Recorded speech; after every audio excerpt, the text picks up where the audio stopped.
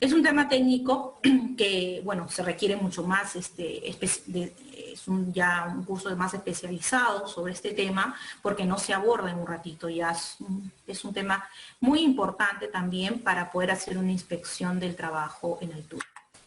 La eslinga es el conector con una longitud máxima de 1,80, fabricado con materiales de cuerda.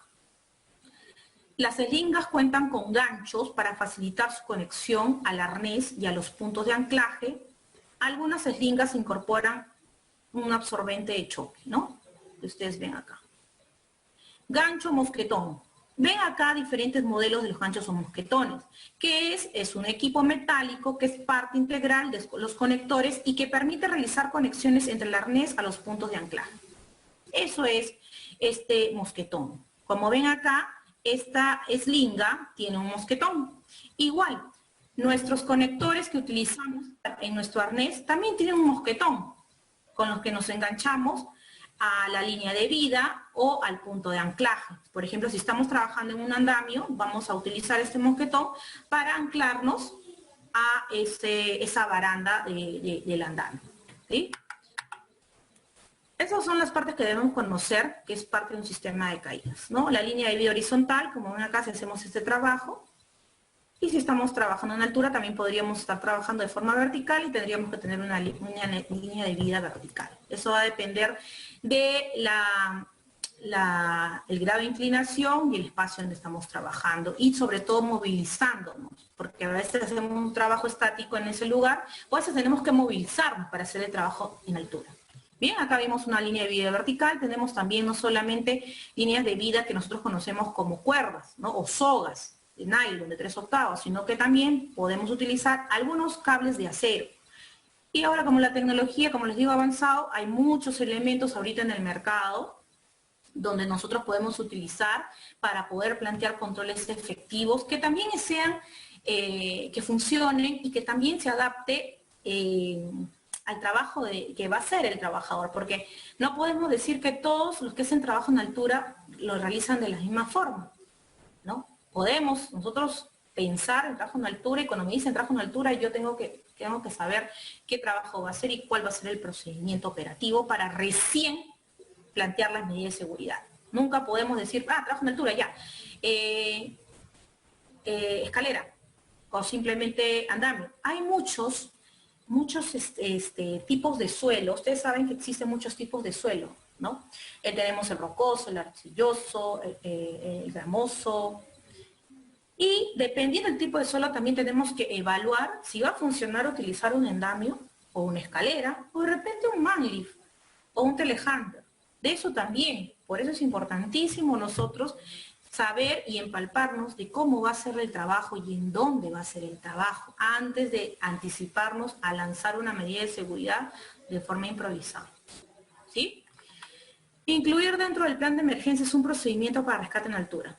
Ustedes saben que todas las empresas, no solamente estoy hablando de proyectos, empresas deben tener de forma obligatoria un plan de emergencias, ¿sí? En este plan de emergencias debe consignarse el procedimiento en caso se necesite rescatar a los trabajadores en trabajos de altura que están haciendo, con personal entrenado. Ahí se especificará cómo se va a realizar ese rescate, quiénes son responsables, de repente la brigada de emergencias, de repente el capataz va a intervenir, el ingeniero de seguridad, cuál es el procedimiento de comunicación, cuáles son los dispositivos que se van a utilizar para atender ese rescate, ¿no? Por ejemplo, también tenemos solicitar las pruebas que garanticen el buen funcionamiento del sistema de protección contra caídas o los certificados que lo avalen. Bueno, a la hora de hacer la compra, la adquisición, debemos trabajar conjuntamente con el área de logística o de compras para que puedan ellos exigir a la hora de recibir este arnés, estas cuerdas, estas slings, los certificados que avalen la garantía de la calidad, la resistencia, la durabilidad de ese dispositivo, porque al fin y al cabo lo único que podría tener el trabajador estando a 20, 30, 50 metros de altura, su vida va a depender de esa slinga, de ese conector, de ese anclaje, de esa correa. Entonces, muy importante, señores, estos certificados que avalen. No porque, bueno, yo quiero tener certificado. Siempre hay que explicar el por qué. Bueno, las actividades de capacitación también es importante, la información de las condiciones de salud de los trabajadores. Eso es un punto importante porque todos los trabajos que van a realizar trabajos en altura deben haber pasado por un examen médico o una evaluación médica ocupacional, no una evaluación médica genérica que nosotros nos hacemos o chequeos, sino ocupacional. ¿Qué pasa si el trabajador tiene una enfermedad o ha tenido una cirugía o tiene un problema de salud? Debe el trabajador reportarlo, manifestarlo, informarlo a la empresa, ¿sí? Porque probablemente al mandarlo a hacer el trabajo en altura, la persona puede tener vértigo, puede tener fatiga, de repente necesita correctores oculares, etc. También en la evaluación preocupacional, el examen médico preocupacional, se podría detectar alguna corrección que deba adoptar el trabajador. Vamos a ir acá. Bueno, se puede hacer un inventario de tareas de trabajos en altura con peligros de caída. La empresa, para un tema de preventivo, podría hacer un inventario de todas las tareas que se consideren que se van a realizar en altura, o sea, de 1,80 m para arriba, ¿no? De la plataforma al suelo donde yo estoy trabajando. Acá, por ejemplo, es un inventario, ¿no? ¿Cuáles son las actividades, ascenso y descenso, que se hacen para poder hacer labores de mantenimiento o limpieza?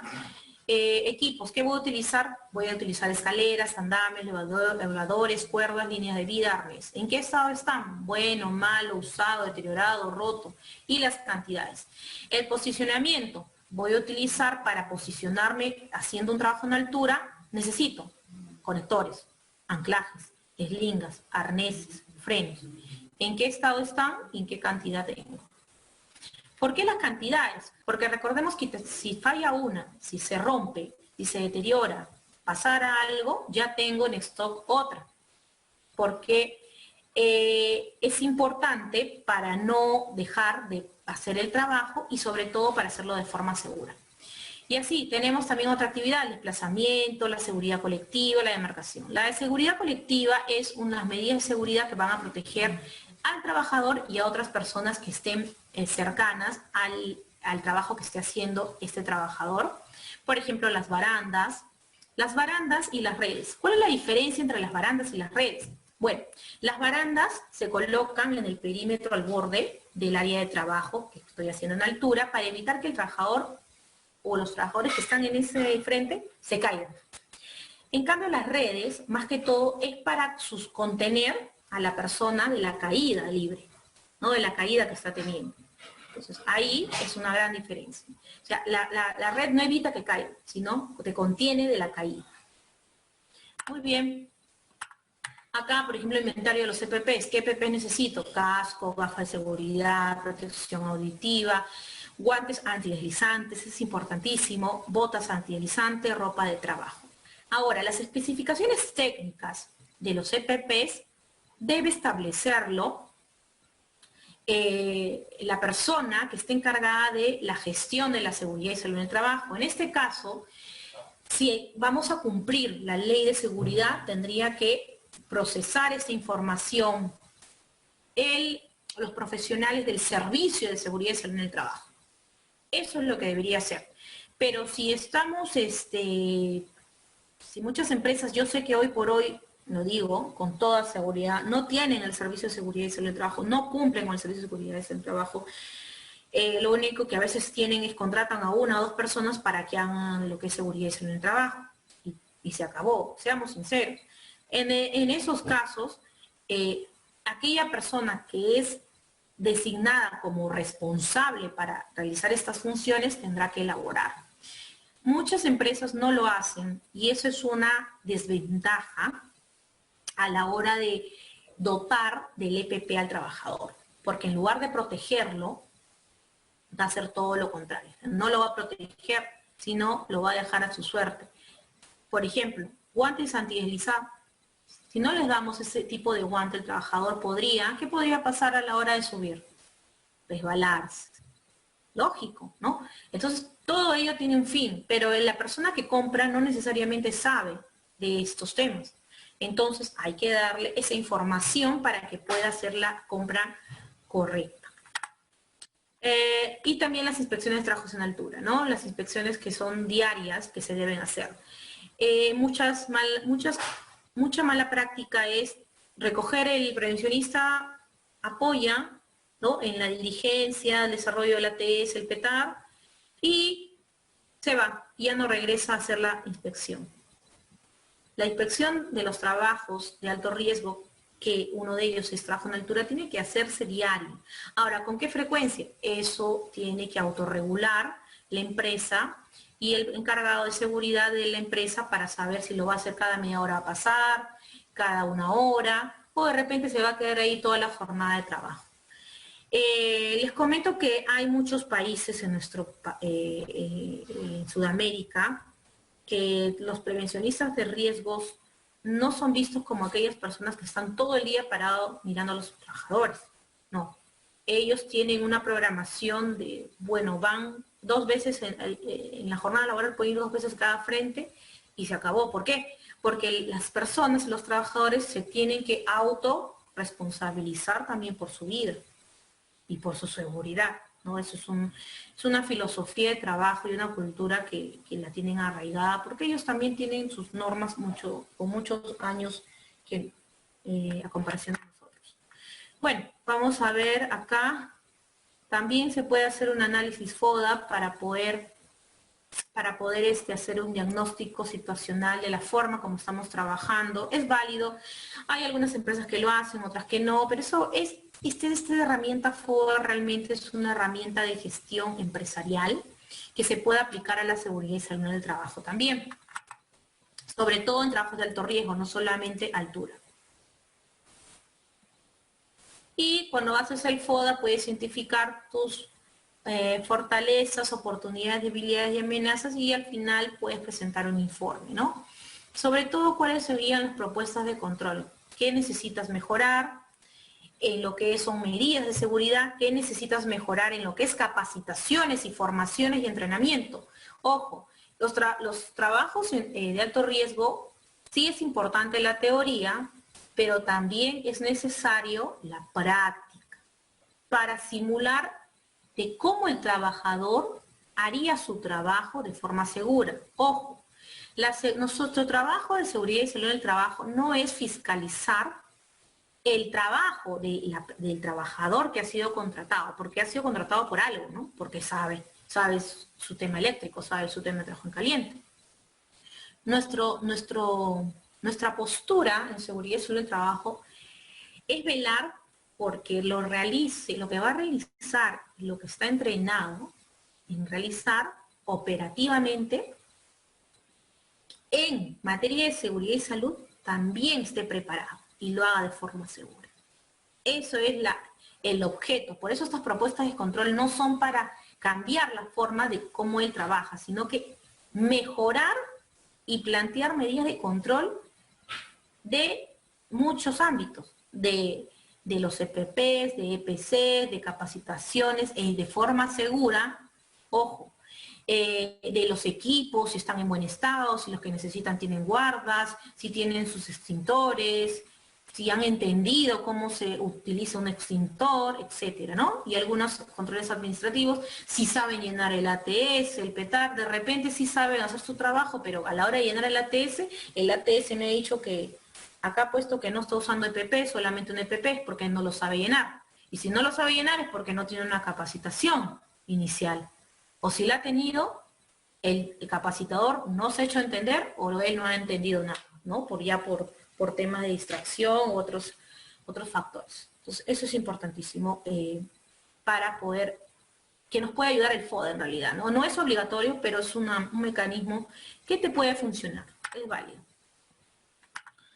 Ya, acá hay documentación también que pueden contar previamente al trabajo de alto riesgo. Por ejemplo, si elaboramos un procedimiento de trabajo seguro, muchas veces lo conocemos como PETS, procedimiento escrito de trabajo seguro, tenemos que considerar que el contenido de este PETS sea que tenga una introducción, objetivos. El objetivo quiere decir, ¿por qué razón yo tengo este procedimiento? ¿Qué quiero lograr? disminuir accidentes o evitar accidentes. Alcance el procedimiento. ¿Quién tiene que aplicar ese procedimiento? Todos los trabajadores que realicen actividades de alto riesgo, míos, de mi empresa, o míos y también trabajadores de empresas contratistas. Ese es el alcance, ¿ya? Quienes tienen que ceñirse y aplicar ese procedimiento. El marco normativo, principales definiciones operativas, todos, muy bien Orlando, todos, claro.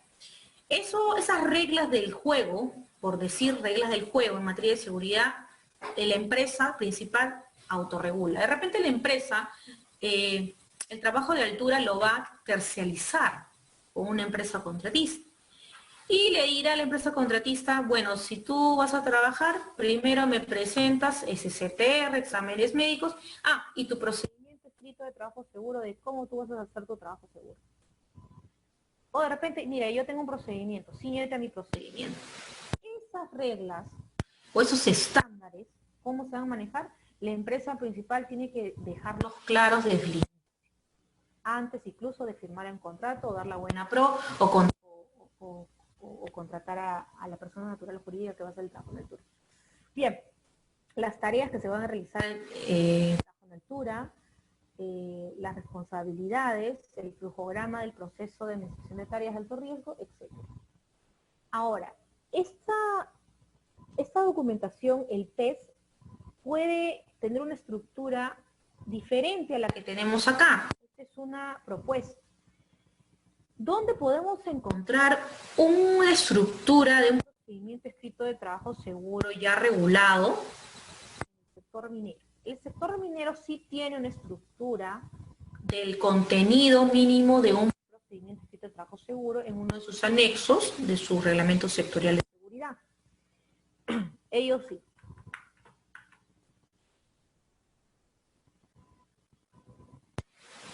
¿Qué otro elemento debería cocinarse en el procedimiento escrito de trabajo seguro?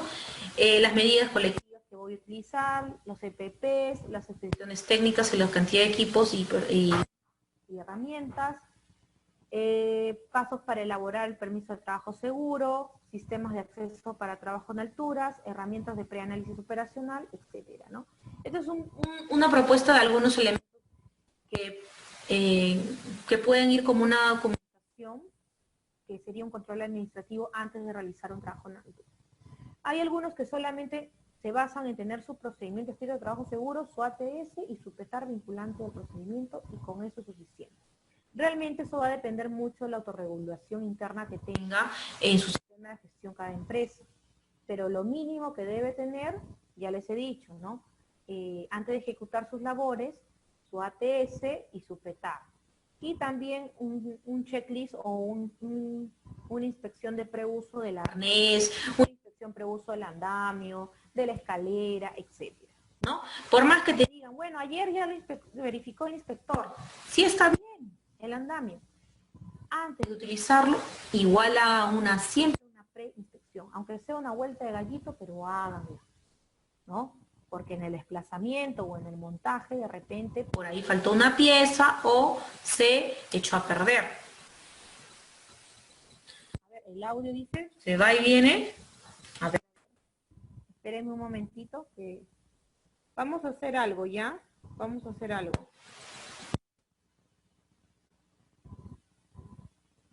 Vamos a hacer algo, voy a deshabilitar mi cámara, porque sé que cuando tenemos la cámara también nos juega una mala pasada. Ya, la he deshabilitado. ¿Me escuchan? ¿Sí? Ahora. Perfecto. Y tengo que preguntar de vez en cuando, porque ustedes saben que pueden variar el tema del internet. Ya. Ese es un permiso de trabajo, ¿no? Un permiso de trabajo en altura. Y la lista de chequeo. ¿Qué se va a chequear? Bueno, se va a chequear si se hizo el ATS, si cuentan con el EPP, si cuentan con equipos de protección colectiva, a qué hora van a empezar a hacer el trabajo en altura, Y también cuál es el sistema o la herramienta que van a utilizar para hacer trabajo en altura. Si tendré andamios, tengo que chequear el andamio. Si tengo escalera, tendré que revisar la escalera, ¿no? Y todo lo que es parte de los sistemas de protección de caídas que hemos visto.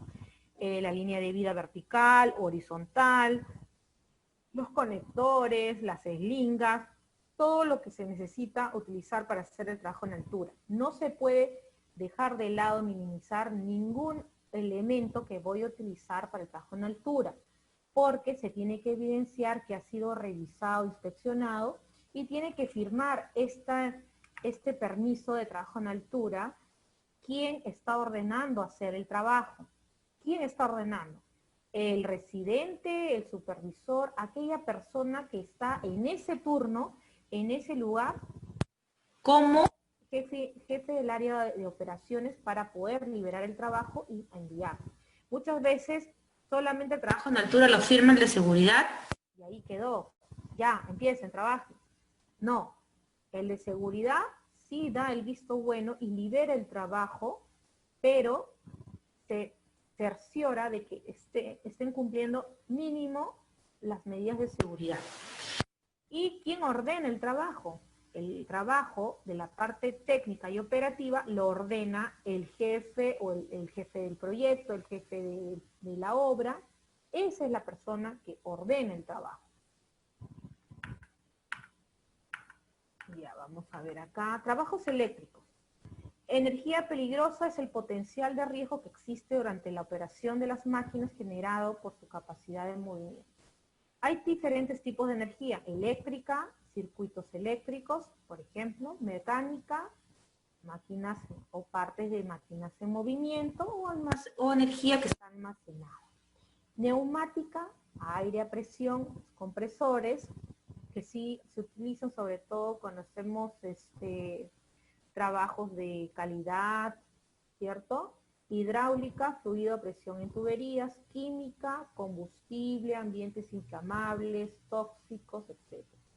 Y energía térmica, sistemas de vapor, hornos quemadores, altas o bajas temperaturas. Esos son tipos de energía que estamos recordando, lo que en algún momento seguramente muchos de nosotros lo hemos visto en la educación básica, regular. Factores que intervienen en el riesgo eléctrico. Por ejemplo, en sí la misma energía, si utilizamos la energía, la corriente eléctrica, y eólica, hidráulica, etcétera, no nos va a pasar, como decir, corriente, no nos vamos a electrocutar, sino hay factores que determinan el riesgo eléctrico para nosotros estamos expuestos, como puede ser la intensidad de la corriente que pasa por el cuerpo.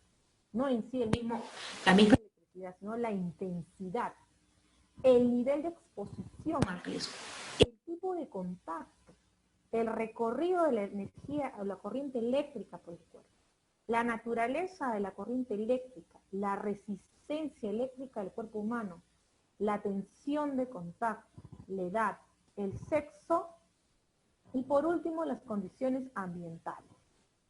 Son factores que intervienen en el riesgo eléctrico. Porque con nosotros cuando estamos haciendo trabajos de alto riesgo, lo que es trabajo eléctrico, o los trabajadores que estamos supervisando, ellos sí están expuestos a este riesgo eléctrico. Siempre van a estar expuestos. Es inevitable que estén expuestos. Pero siempre hay que considerar estos factores, porque por estos factores de no tener un control o una identificación correcta, podríamos no tener medidas de seguridad que funcionen para protegernos. Por ejemplo, un guante dieléctrico, sí es importante darle a estos trabajadores que van a hacer este tipo de actividad, igual que los zapatos dieléctricos, como medida blanda, pero como un control duro podríamos nosotros, digamos, colocar, encapsular esa máquina, poner un tablero de control con llaves termomagnéticas, u otro tipo de controles duros que ataquen a la fuente, ¿no? No solamente que protejan al trabajador. Ese concepto ya ustedes más o menos se están recordando la jerarquía de controles.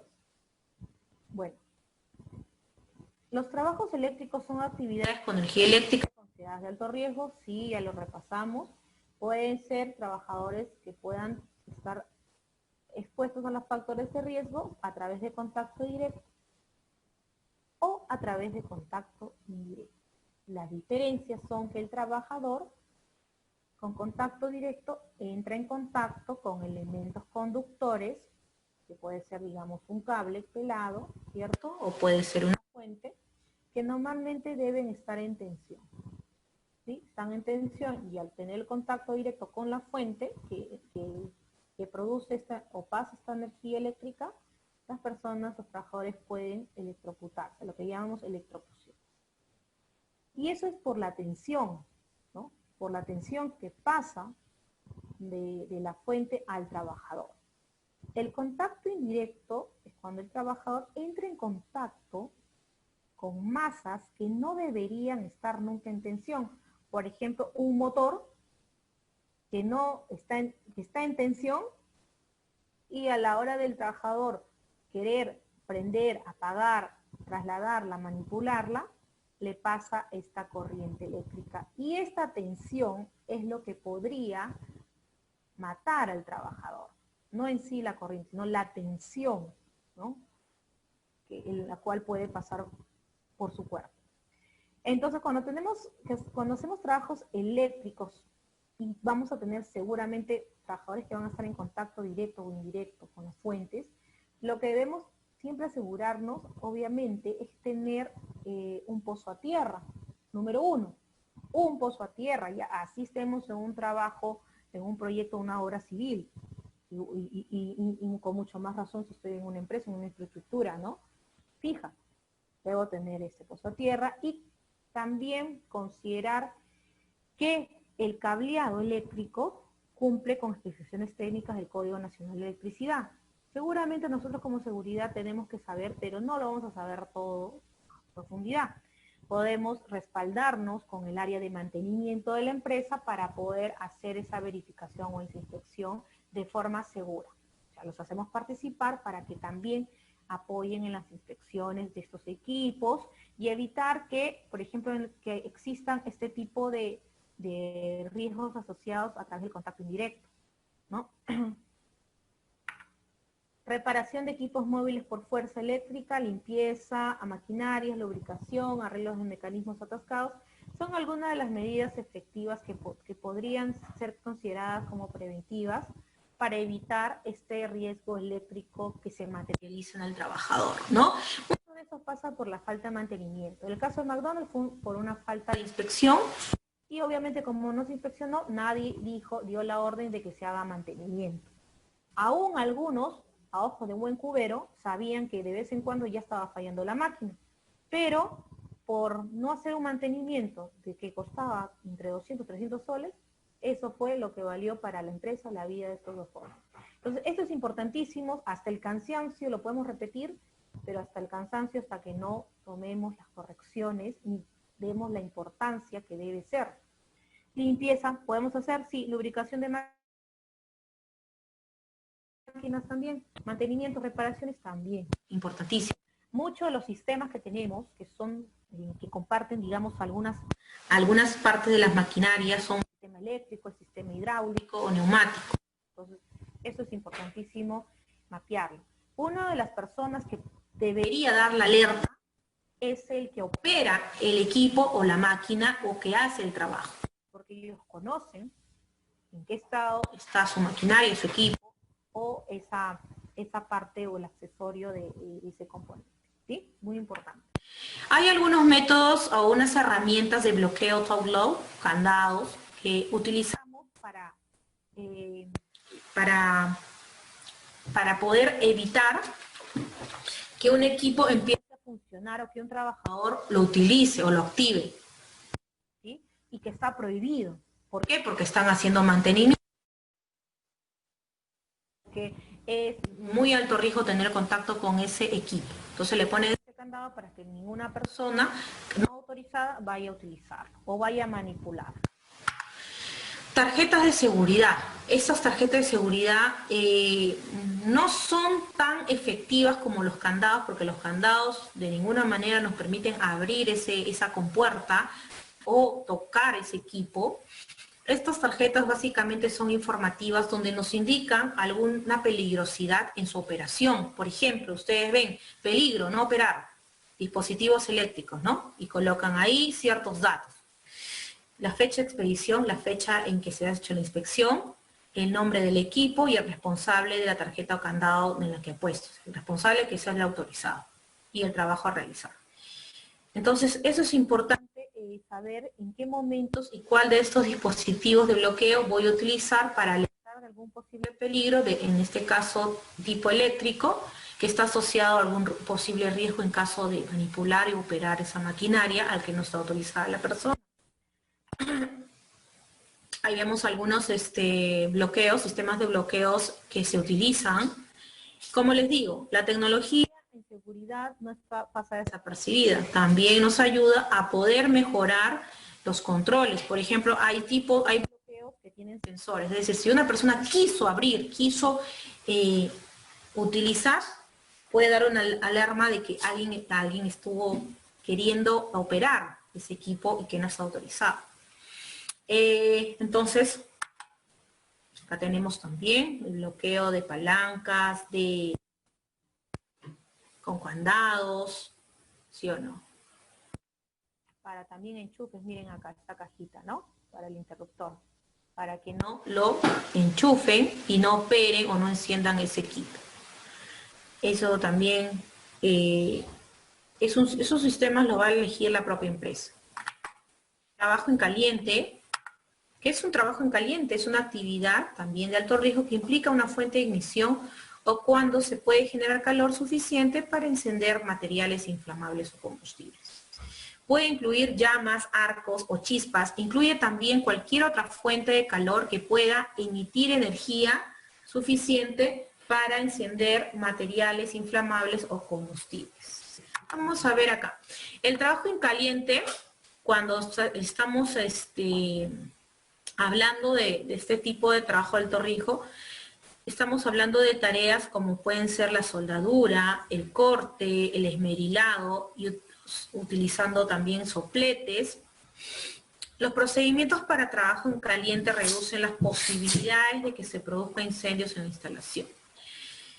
Este documento de planificación, que es el procedimiento escrito de trabajo seguro para trabajos en caliente, lo que hace es darnos algunas pautas para trabajar de forma segura y evitar no solamente incendios, sino que la misma persona, el trabajador, termine quemándose o lesionándose parte o el total de su cuerpo.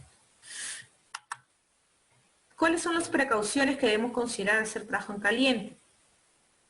Todos los sistemas de protección contra incendios fijos deben funcionar correctamente. Si tenemos tener uno, extintor.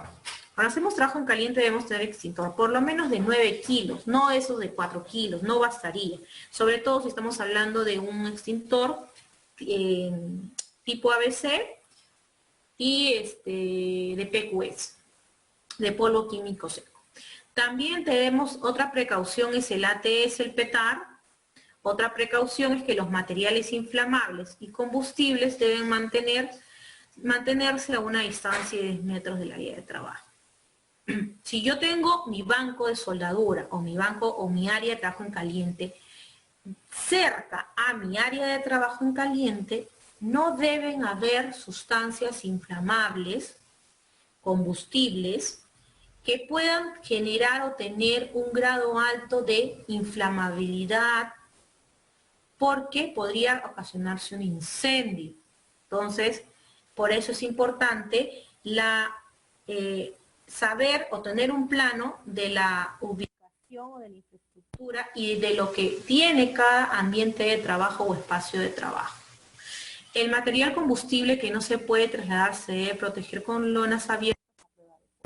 Bueno, ese es en el peor de los casos, ¿no? Pero no debería suceder eso.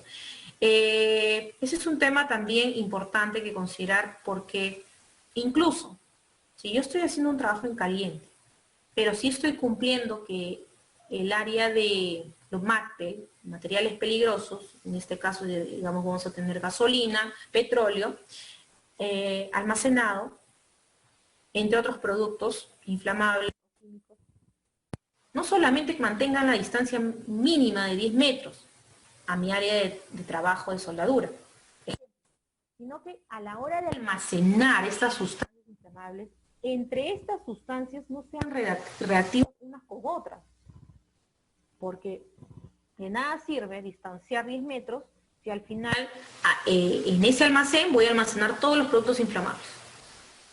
Todos van a ser reactivos unos con otros. Basta que uno se almacene junto al otro y por ahí, por un descuido, una tapa esté abierta, ¿no? Y la otra también, o se caigan y a la hora de colocarlo también, puede haber una reacción química y también puede haber un incendio o una explosión. Porque libera también gases, vapores, etc. Otras precauciones que hay que considerar: las aberturas en las paredes o en el piso se deben cubrir con materiales a prueba de fuego cuando hacemos trabajos en calientes. Muchas veces en las plantas industriales encontramos que utilizan los biombos, que son como unas cortinas de un material especial para poder, digamos, proteger al trabajador y a las personas que puedan estar alrededor. Y sobre todo que las chispas que se generan producto del corte de la soldadura no alcancen a otros materiales o otros elementos, subsuperficies que puedan ser un riesgo para poder prolongarse o que haya un incendio. Los equipos cerrados que contenían materiales inflamables combustibles se deben limpiar y eliminar.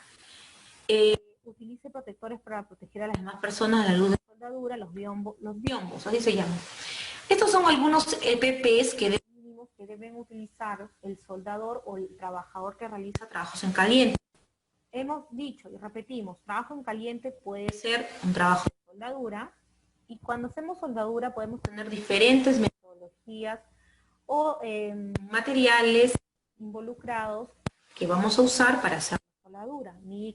Tenemos oxígeno, tenemos un balón de gases, nitrógeno, etcétera, que son sustancias inflamables que sí son necesarias, porque sin eso el soldador no puede hacer soldadura. ¿Qué más hacen trabajo en caliente? Hasta el mismo soldador también puede hacer trabajo de oxicorte, ¿cierto? También se puede considerar trabajo en caliente al esmerilado, ¿no? Y otros trabajos que se hacen también con uso de fuego. En este caso, cualquiera de los tipos de actividades que estén comprendidas en trabajos en caliente, el trabajador, por lo menos en lo que se refiere a equipos de protección personal, debe colocarse guantes de cuero de cromo, tipo mosquetero, con costura interna para proteger las manos y muñecas. Así como ven ustedes en la figura, una chaqueta, un delantal de cuero con mangas, polainas y casacas de cuero, cuando sea necesario, gorros para proteger el cabello y cuero cabelludo. Ustedes saben que estas chispas pueden hacer que si salpican y llega a una parte del cabello, del cuero cabelludo, hasta nuestro cabello se inflama. Su respirador también es importante. Acá no le vamos a dar mascarilla con filtro, no funciona. A los soldadores se les da su respirador contra humos de soldadura oxicorte. Es decir, se le da su respirador de media cara o cara completa, según también la parte de protector de ojo que tenga, para que el trabajador pueda protegerte ante los gases y vapores que va a generar ese trabajo de soldadura, oxicorte esmerilado, entre otros. Otro dato importante es que también use su protector facial, ¿no? Que tiene unas lunas UV con diferentes filtros que va a tener que cambiarlos cada vez que también realice su trabajo. Estos EPPs que va a utilizar siempre tienen que ser inspeccionados cada vez que el trabajador va a hacer su trabajo. Porque si el trabajador no protege su vista, sus vías respiratorias, puede tener una quemadura en el ojo inclusive, ¿no? Es importantísimo porque está utilizando fuego abierto. Y también algunos productos inflamables y químicos como gases y vapores. Ahora, este trabajador que hace trabajo en caliente no solamente va a estar expuesto a factores de riesgos ocupacionales que puedan generarle algún accidente, alguna lesión, Por ejemplo, puede tener irritación en el ojo, en la piel, una inhalación de algún agente contaminante y puede marearse, puede caerse, puede cortarse, puede quemarse. Sino que también en términos de salud puede contraer alguna enfermedad ocupacional, ¿sí? A futuro.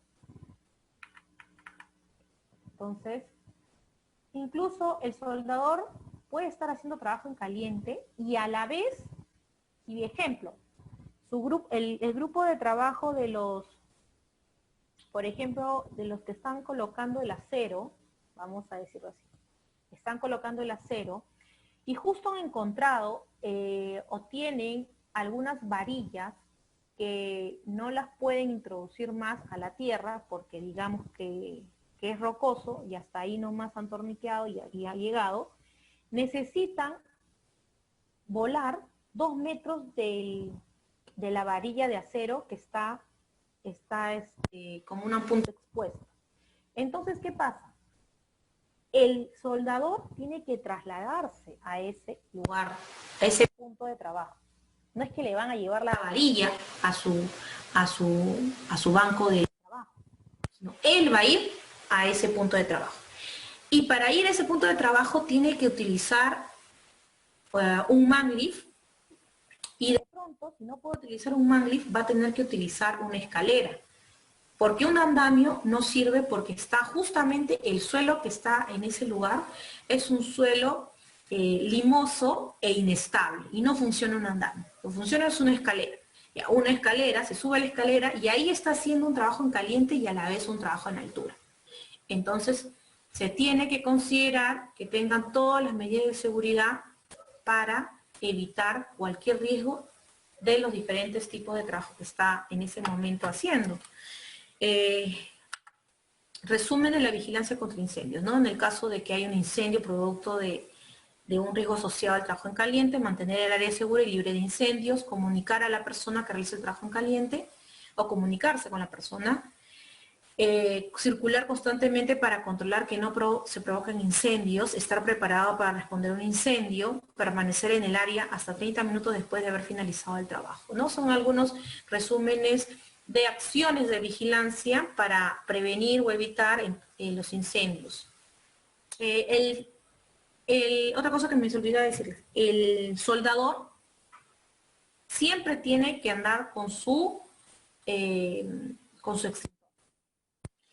Si yo voy a trasladarme, en el caso de que les he comentado, a ese punto de trabajo donde tengo que ir a cortar esa varilla que está expuesta, porque en la varilla no pueden llevármela para cortar porque ya está colocada y necesito modificar esa parte de la varilla que me han pedido, el trabajador tiene que, ese soldador, ir con su equipo para hacer su trabajo, su EPP, su ATS, su PETA y su extintor. Eso es importante. Él tiene que cargar así como es como una herramienta de trabajo. Tiene que cargar su extintor a donde vaya, ¿no? Mínimo de 9 equipos. Espacios confinados. ¿Es un espacio confinado? ¿Qué es? Es un ambiente que en ese momento se va a convertir en mi ambiente de trabajo, que tiene entrada y salida limitada, es decir, que la entrada es la salida, ¿no? Y que no ha sido construido para ser ocupado por el ser humano en un tiempo prolongado. El espacio confinado, este término se asocia a un recinto cerrado, puede ser también balsas, purines u otros desechos orgánicos, vertederos, etc., ¿no? Pueden ser abiertos, exteriores, pueden ser cerrados. Ahora vamos a ir viendo poco a poco cuáles son esos posibles espacios confinados donde no necesariamente yo voy a hacer mi trabajo como supervisor de seguridad, sino que ustedes van a tener que hacer una supervisión antes, durante y al término de la jornada laboral de los trabajadores que están entrando a ese espacio confinado. Porque de acuerdo a la evaluación de los riesgos, las medidas de control que están por implementarse o están implementando, validar si son efectivas. De repente ustedes ya llegaron a una empresa donde ya tienen su matriz y per se, el año pasado la hizo otro ingeniero. Ustedes también tienen que validar. Tengo que validar si realmente esa per se se adapta a la realidad y funciona. Porque si no, bueno, estamos hablando de que estoy dando la continuidad o estoy validando o afirmando que esas medidas de control que yo encontré en documento son efectivas. Eso es importantísimo. Vamos a ver acá. Ejemplos de espacios confinados. Tolvas, acá ven, silos, cámaras de quemadores, vagones de incluso, fosas sépticas, alcantarillas, cámaras y túneles, espacios abiertos en su parte superior de más de 1,20 m de profundidad y que carecen de buena ventilación. Bien acá. Perdón. Cavas, salas de bombeo y calderas. Esos son algunos ejemplos de espacios confinados en que en algún momento, si ustedes van a trabajar en una industria, en un proyecto, van a encontrarse con este tipo de espacios que ustedes ya saben que serían espacios confinados. Y deben tomarse todas las medidas de seguridad antes de. ¿Qué pasa si no se toman medidas antes de? El trabajador lo más probable es que se asfixie, ¿no? Acá han visto una señalética, que una señalética no está solamente, bueno, porque tengo que ponerla y cumplir. Está efectivamente que esto le puede pasar al trabajador. Así se puede quedar. Esto es lo que podría pasar si el trabajador no tiene las medidas de seguridad en ese espacio confinado. Porque una de las características de los espacios confinados es que ese espacio tiene una atmósfera peligrosa, porque puede acumular materiales inflamables, tóxicos inherentes. Incluso podemos encontrar contaminantes o gases que el trabajador puede inhalar y pueda desmayarse, pueda sufrir también una fatiga, un vértigo y pueda morir incluso en el acto. Pueden contener materiales y equipos que tienen riesgo de atrapamiento también. Por su configuración interna y escasa ventilación puede asfixiar a las personas que permanecen al interior. Una de las características atmosféricas que encontramos dentro de un espacio confinado es que el nivel de oxígeno es menor al 19%. Entonces, como no hay suficiente oxígeno para poder, y la ventilación para poder respirar con normalidad, el trabajador podría no solamente quitarle el aire y desmayarse, sino asfixiarse. Asfixiar significa que va a morir. Incluso se puede intoxicar en ese momento y quedar pues muerto, ¿no? Morir en el acto. Por eso es uno de los sistemas para poder respirar que se le da al trabajador para poder que pueda oxigenarse dentro del espacio confinado. No se le da una mascarilla comunitaria de COVID. No se le da una mascarilla con filtro. No se le da un respirador de media cara, ni siquiera normado por ni de media cara, ni de cara completa. Lo que se le va a dar es un sistema, un balón de oxígeno y un sistema para que pueda oxigenarse y para pueda respirar y esté ejecutando sus labores. Eso es importantísimo. Una mascarilla lo asfixio al hombre o va a tener seguramente algunas aberturas donde ingrese esos agentes contaminantes, esos gases, esos vapores, y al inhalarlos, bueno, igual se termina asfixiando. ¿Por qué? Porque no se hizo una evaluación correcta, por el prevencionista no tenía la menor idea, porque ya había un hiper, porque firmaron por firmar el ATS, el PETAR y se acabó, ¿no? Monitoreando la atmósfera. Nunca confíe en sus sentidos para determinar si el aire en un espacio confinado es seguro. Eso sí es cierto. No hay que confiarse ni presumir que, bueno, no pasa nada. Ingrese nomás, señor, es un minuto nomás, ¿no? O tampoco abrir, por ejemplo, un buzón, abrirlo y la persona estar ahí, abrir la tapa y tu cara ahí, puede proliferarse gases y tú también, sin haber entrado, ya te puedes estar asfixiando. Muchos gases o vapores tóxicos no se puede oler, eso es verdad. A veces tienen un olor, la proliferación de esos gases y vapores, y no podemos nosotros, digamos, afirmar que no existen por el hecho de que no los olamos. Usted tampoco puede determinar el nivel de oxígeno a menos que tome muestras. Eso también es cierto, ¿no? En el momento que un límite se excede, no importa la razón, todo el personal se saldrá inmediatamente del espacio y nadie podrá entrar hasta que las condiciones no críticas regresen al nivel seguro. Ahora, Por ejemplo, si estamos trabajando en una vía pública, en una pista, ustedes saben que al medio de las muchas veces vamos a encontrar buzones, ¿no? Y muchas veces hay personal que hace mantenimiento que ingresa a esos buzones. Cuando pasa eso, ustedes saben que en el espacio confinado podría entrar una hasta dos personas. ¿Qué pasa? Nunca un trabajador que realiza de alto riesgo debería trabajar solo, porque él puede estar haciendo el trabajo, pero debería haber otra persona que también lo acompañe en caso de que ese trabajador necesite ser auxiliado. Imagínense, lo mandamos a un espacio confinado, a un buzón, le damos todo el sistema de ventilación, oxígeno, EPP, sus líneas de vida vertical, etcétera. Una radio, incluso para que se comunique, pero ¿qué pasa si el trabajador en ese momento comienza a tener vértigo, desesperación, ¿no? Comienza a pensar en todos sus problemas, se desespera o se llevó su celular y lo distrae y pasa algo. ¿Quién lo auxilia? Siempre tiene que trabajar de dos en caso de alto riesgo. En este caso, debería haber una persona en la parte exterior de ese buzón en caso se necesite auxiliar al trabajador, y también un vigía, siempre cuando trabajamos en un espacio confinado, donde exista un flujo vehicular, siempre tiene que haber un vigía. Eso es importante, ¿no? A ver, les dejo esto para que lo vayan viendo y llegar pues a acá, verificar las condiciones atmosféricas con los equipos apropiados y calibrados.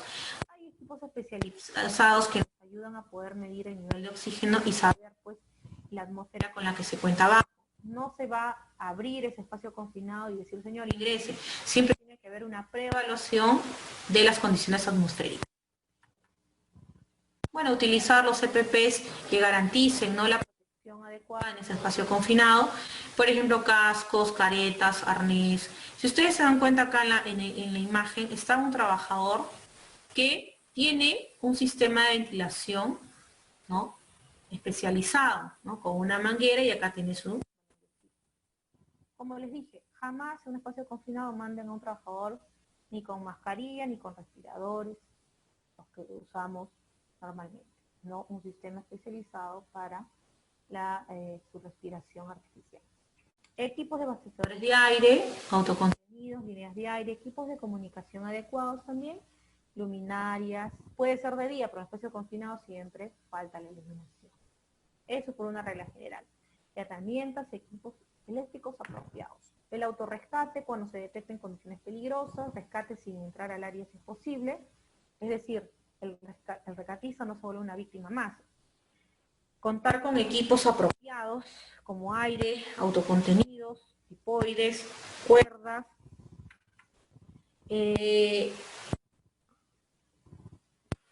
Vamos a ir acá. Protecciones colectivas. Algunas protecciones colectivas que podríamos precisar son, por ejemplo, la protección de accesos, la iluminación, la protección ambiental, protección contra incendios y protección de huecos y obstáculos. Protección colectiva, protección de accesos, por ejemplo, pasillos, túnel, marquesinas, etc. Estos son los pasillos túnel, como ustedes ven, son tipo túnel, pero en realidad el mensaje es que tengamos una vía peatonal donde puedan transitar los trabajadores y aquellas personas que ingresan al área, a esa infraestructura o a esa área de trabajo, que deben estar previamente autorizadas, ojo, ¿no? Y bueno, las marquesinas también nos ayudan a evitar la caída de los trabajadores que están en esa área de trabajo. Las viseras, las pasarelas, en el caso de tener que pasar de un espacio a otro, y hay entre ese espacio y el otro espacio hay digamos, una excavación, se tendría que utilizar una pasarela. Pueden ser de madera, como ven ahí, también pueden ser metálicas, con planchas metálicas, ¿no? Y importante que también tengan sus barandas.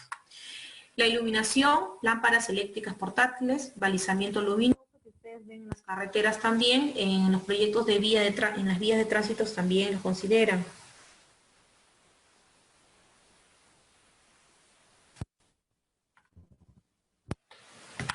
Ya, protección ambiental, conductos de ventilación y extractores de aire.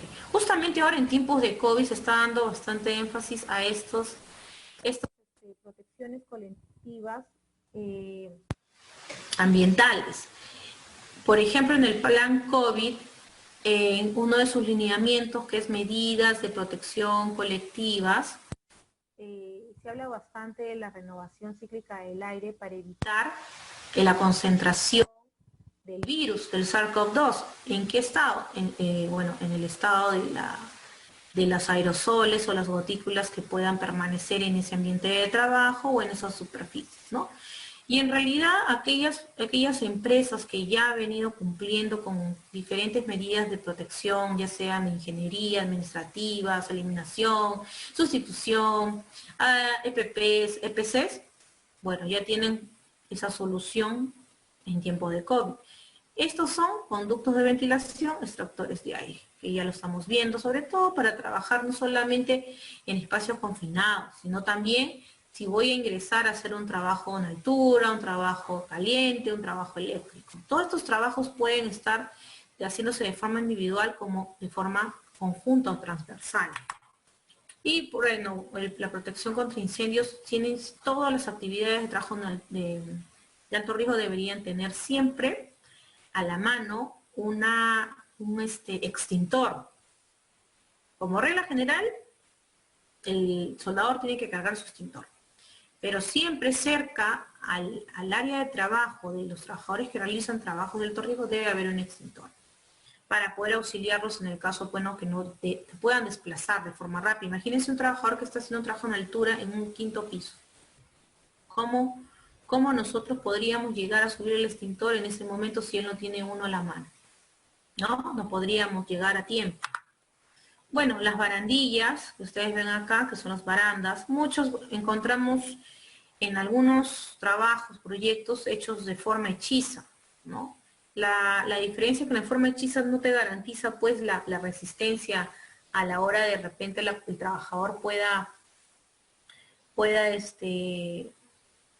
manipular, ¿no? O asentarse en esa baranda o en ese. Las redes que tenemos tipo orca son, ya les he dicho, no son para evitar la caída. La baranda sí, ¿no? Las marquesinas, barandas, pero las redes son ya para poder, a la hora de la caída de la herramienta o el trabajador pueda quedar suspendido ahí y no caerse al piso, al suelo, ¿no? Y bueno, ya sabemos que podría pasar. A ver, vamos a ir viendo acá. Bueno, estos son tipo obstáculos. Acá lo que vemos generalmente son los capuchones, ¿no? Los capuchones ustedes han visto acá que son como unos, ¿no? Una forma de honguitos que se colocan en la punta de las varillas o las superficies que pueden causar cortes o incrustaciones a los trabajadores.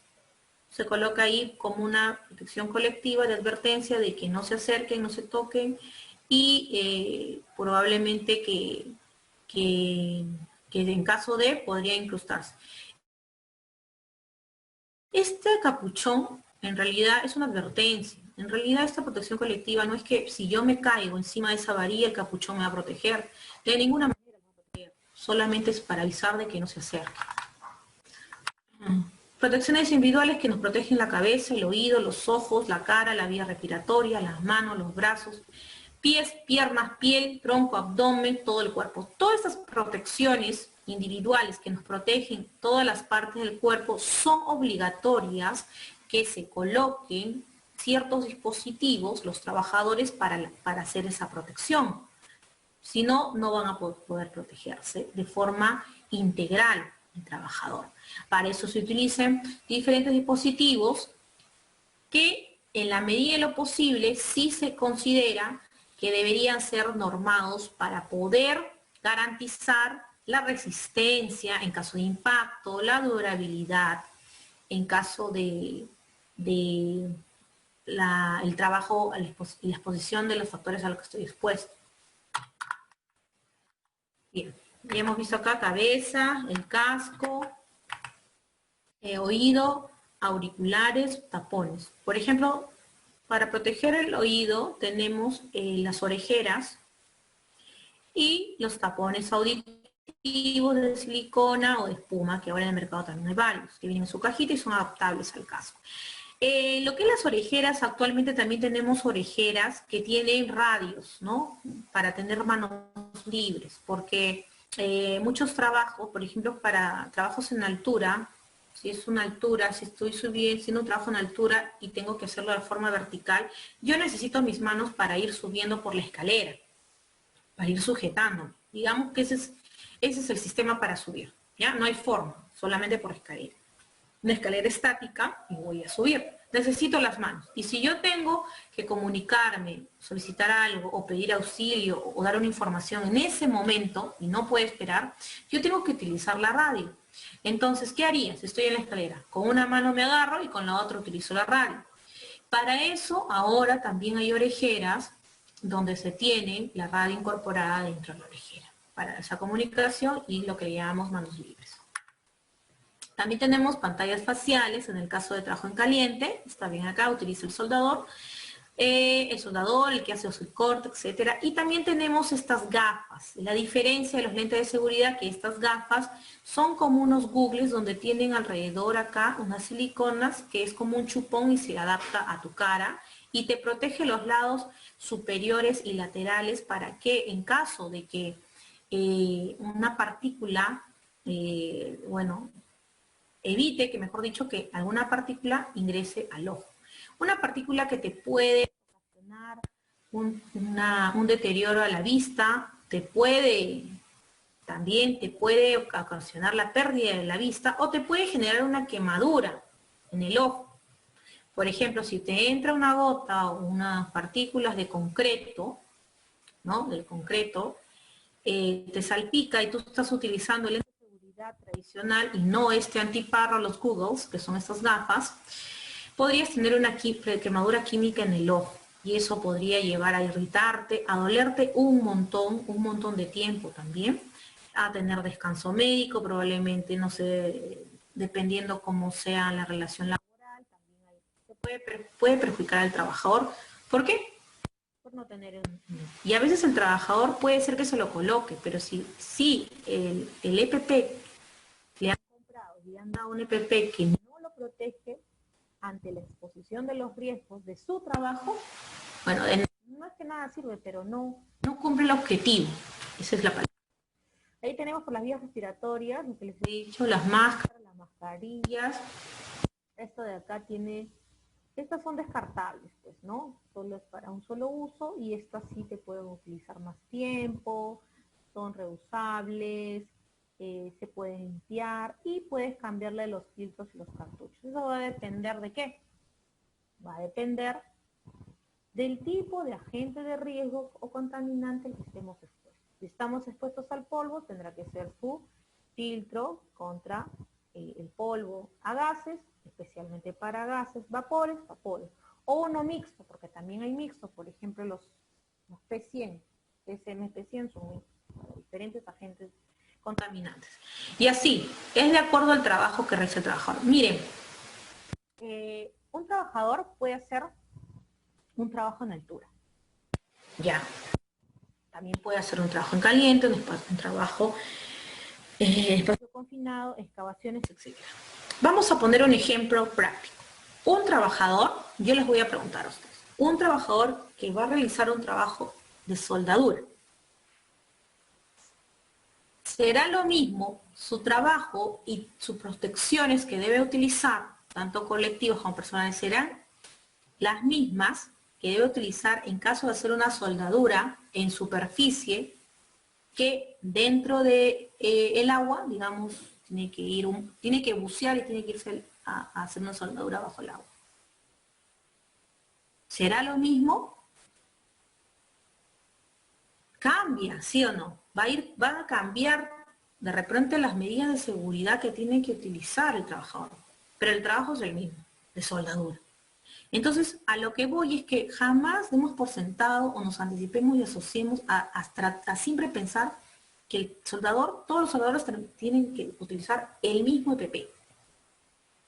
¿Sí? Hay que ver dónde trabaja, en qué espacio, en qué superficie, en qué ubicación, todos esos elementos para poder darle las medidas efectivas.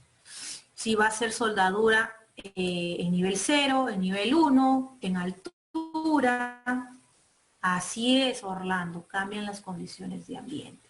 Correcto, ¿sí? Entonces siempre es, ustedes sean muy analíticos, muy observadores y siempre conozcan, empálpense de lo que hace la empresa, la actividad, dónde la hace, quiénes son los que hacen trabajos de alto riesgo, los contratistas o los personal directos, y esa es la gestión que tienen que hacer, ¿no?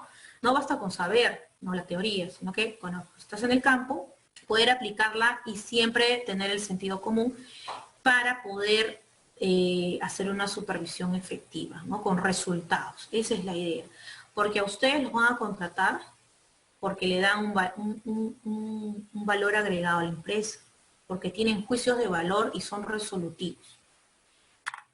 Todo el mundo sabe que existen mascarillas, sí, todo el mundo sabe que existen guantes y tipos de guantes, pero acá lo interesante es que la empresa te va a contratar por decir qué es lo que necesita, ¿no? ¿Qué es lo que necesita y qué es lo que le va a funcionar? Porque ya sabemos que hay guantes, ya sabemos que necesita casco, pero ¿qué casco? ¿Qué tipo? ¿Qué clase? ¿Qué mascarilla? Para ese tipo de trabajo. Ahora, no es que todo lo sepa también una sola persona. Para eso, si es que existe el servicio de seguridad, todos se apoyan pues para poder complementarse y dar las mejores soluciones. Porque esa es la idea. La idea de nosotros es asesorar a la empresa en esta materia. Al final ellos deciden, ellos compran, etcétera, ¿no? Nosotros siempre damos el seguimiento y la medición si está resultando la planificación o no. Protectores de mano, los guantes contra agresiones eléctricas, tenemos guantes contra agresiones térmicas, contra agresiones mecánicas, agresiones físicas y calzado, protección de seguridad para pies. Y protectores de piel, los bloqueadores o cremas de protección y pomadas. Ahora el EPP, uno de los EPPs considerado tal cual es este protector de la piel. Siempre es importante precisar a los trabajadores cómo debe utilizarse. Hay muchos trabajadores que me ha tocado que se lo han colocado y se han colocado un montón, el ojo que le ardía, como geisha, se ponían así como una capa de tratamiento facial y no saben, pues, hay que enseñarles y también saber si hay trabajadores que tienen una piel sensible donde en lugar de protegerlos se les va a irritar. Hay personas que tienen rosácea y algunos que se lo colocan hasta dentro de la oreja, se les pueden colocar en la parte externa. Obviamente ahí se pueden apoyar del médico ocupacional, pues, para que les dé la charla respectiva también, ¿no? Y no hay una obligación exactamente de darle un sachet a cada uno, a cada trabajador.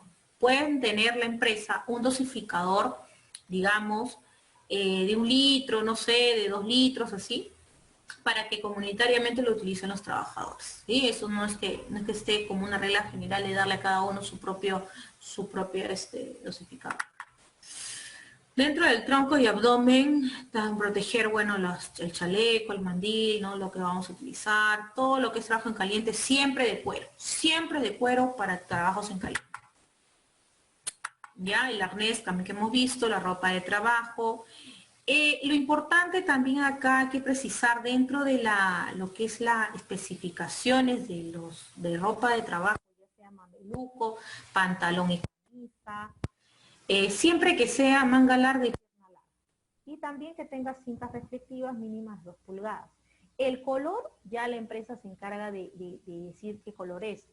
Pero las empresas contratistas de empresas principales ejecutoras de obras sí está ya normado que el color sea naranja. Solo en estos casos. Bueno, tenemos otra medida preventiva de la señalización en forma de carteles informativos sobre obligación, de prohibición, de riesgo eléctrico y de emergencias. Bien. Miren, estimados participantes, pueden ustedes activar sus micrófonos. En este momento les voy a dar la opción y aquellos que quieran participar pueden hacerlo a través del micrófono antes de dar por concluida la clase. ¿Sí? A ver, espero tus consultas.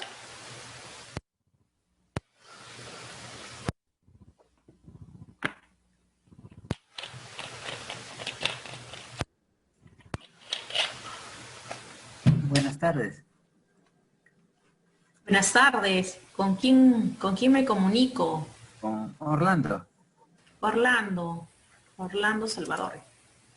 Sí. Te escucho, te Quiero escucho. sí, yo trabajo en el sector salud y siempre han hablado, ya que nosotros trabajamos en áreas con pacientes con COVID, ¿cómo puedo yo en una forma práctica evaluar o medir que la ventilación sea la más adecuada? Porque justamente queremos que el aire circule, ¿no? ¿Y qué instrumento puedo yo evaluar el nivel de oxígeno que tenemos en el mismo, ¿no? Yo trabajo en Puno a 3.800 metros de altura y nosotros trabajamos con unos trajes térmicos que realmente por dentro uno suda creo que 40 grados y uno se deshidrata. Entonces eso también creo que es un peligro térmico que sufrimos los trabajadores porque trabajamos 12 horas con ese traje. Entonces, ¿qué recomendación usted o pautas o orientaciones me podría dar en ese sentido en el sector salud? Porque como usted dice bien claro, no tenemos esas hojas de evaluaciones previas de trabajo seguro y solamente aplicamos el hiper, ¿no? Entonces, quisiera ver que desde su parte, de su experiencia, nos pueda recomendar en el sector salud cómo garantizar cómo poder evaluar que hay una ventilación adecuada, ¿no? Y qué solución podría dar al uso de esos trajes térmicos que nos dan, y como le digo, son 12 horas de traje y uno termine deshidratado, y uno ni siquiera puede tomar alimentos por el temor a que pueda tener una contaminación cruzada con el virus. Gracias. Ya, gracias a ti. Mira, justamente hace un mes tuve un tema de lo que era factores de riesgos ocupacionales. En el caso de ustedes, estos factores a los que están expuestos son factores de riesgos ocupacionales que sí les podrían causar efectos en su salud. Más que un accidente, que también indirectamente podría haber, pueden ser efectos al deterioro de su salud. Ahora, ¿qué podrían hacer? En este caso, podrían contratar a una empresa especializada para poder medir el nivel de oxígeno que tienen en esa atmósfera o en ese ambiente de trabajo, justamente para evitar, como usted dice, ¿no? El estrés térmico por altas o bajas temperaturas. Eso es lo que podrían hacer. Ahora, en el tiempo de COVID, se están contratando estas empresas para que hagan estas evaluaciones, porque tienen que renovarse el aire de forma cíclica, etcétera. Para eso hay un instrumento que se llama el barómetro, ¿no? El barómetro también nos ayuda a evaluar la intensidad de la presión en relación a la altura atmosférica. Eso también podrían evaluar a través del higómetro la humedad del aire, que son algunos instrumentos de medición para evaluar la atmósfera. Pero eso lo hacen empresas especializadas. Lo que pueden colocar en su IPERC es que hagan estas evaluaciones de los monitoreos ambientales. Esto es lo que podrían colocar como un control o una medida preventiva para que se pueda realizar.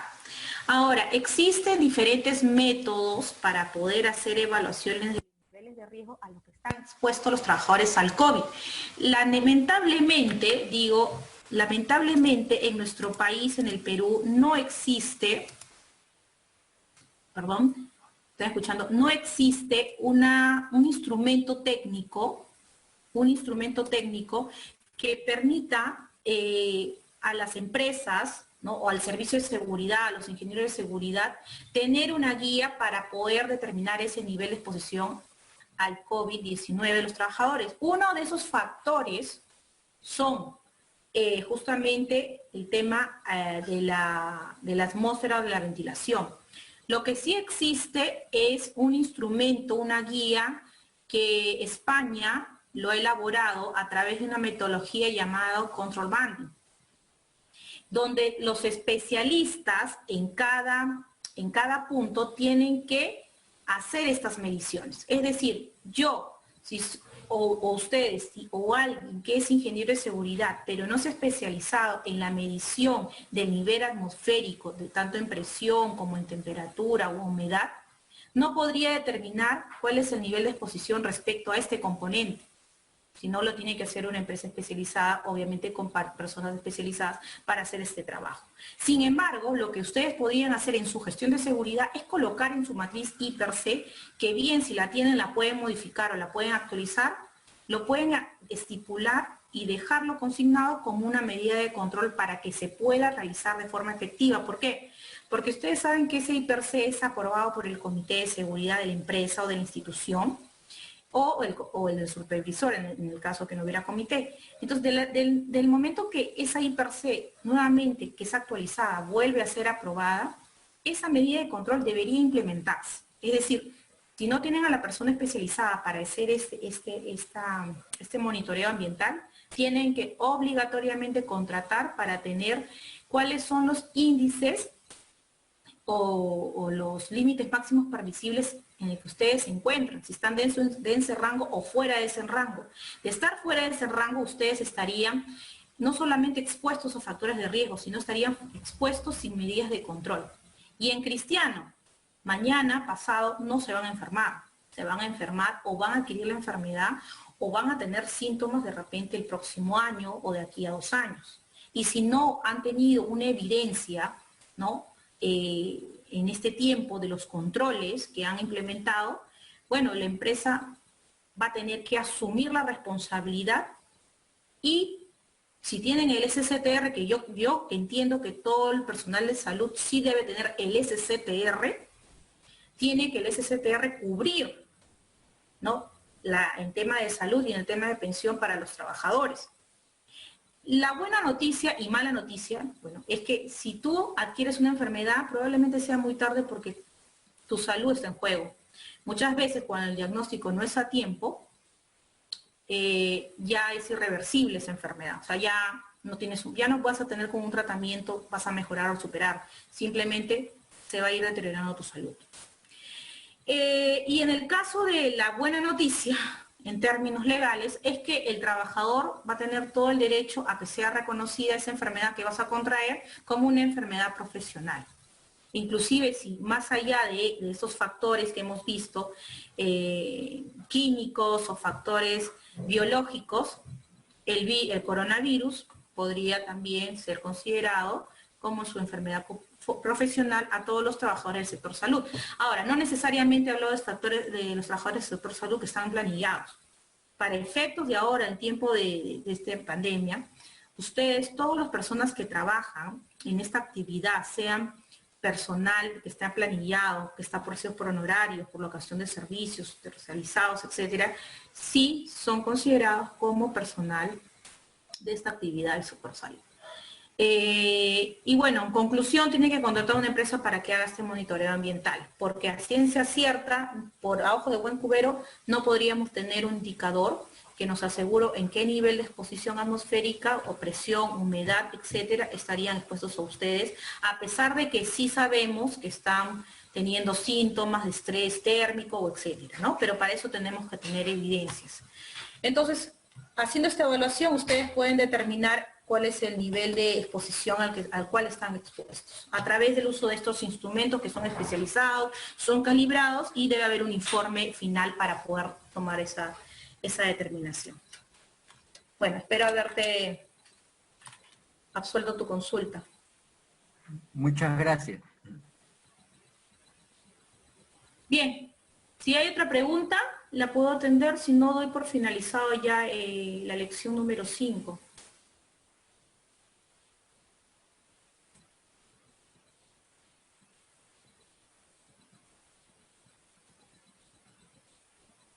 Bien, entonces doy por finalizado la lección número 5. Les agradezco su participación y nos estamos viendo hasta otra oportunidad. Muy buenas tardes. Hasta luego.